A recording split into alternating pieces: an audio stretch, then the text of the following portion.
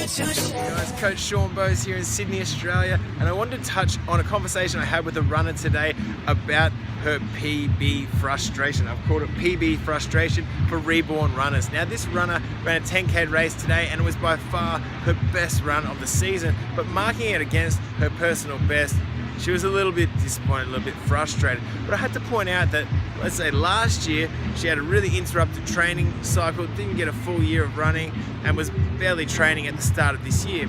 But I can kind of understand that getting towards the back end of August, and since we've been going all year, that frustration in not getting back up to where she was might be causing a little bit of grief. However, I want to break it down in this graph because I think this represents what I'm talking about. Let's say you put together 1, 2, 3, 4 years of training.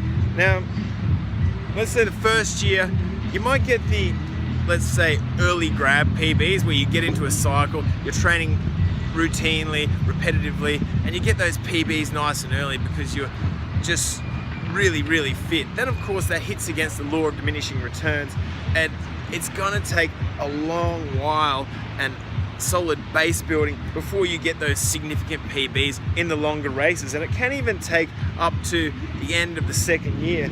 So if you look here, where I'm getting those good solid PBs in longer events is, it's at the second year of 2 solid years of running. Then let's say you have year number 3 and it's broken up, interruptions, pregnancies, injuries, you stop running, you lose motivation, whatever the reason is. Then you come back here into year 4 and we're at August now. You can't be frustrated by not getting back up to where you were over here because quite simply you haven't done the base, and in endurance events you really need that consistent repetitive training.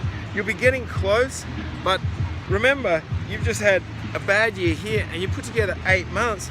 It might be another year to a year and a half before you start seeing those benefits over the longer distances. What you should also consider is that as this goes down further, you're going to get older. So with that, you're going to carry a little bit more weight, you're going to be slower, your recovery isn't going to be as good as it used to be.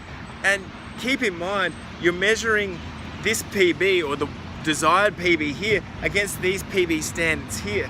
Whereas up here, you might have been slower, so you're like, yeah, I'm killing it, I'm going my fastest ever. But of course, you've set a new standard and you're measuring yourself against that new standard with less preparation. So if you break it down properly, it really is farcical to believe that you're going to be running your PBs after just 8 months and an interrupted year previously, when your best PBs were after a solid year, year and a half, 2 years of training. So that's my thoughts. Set a solid base and don't get too expectant, if you put together 6 months of training, because it could take longer.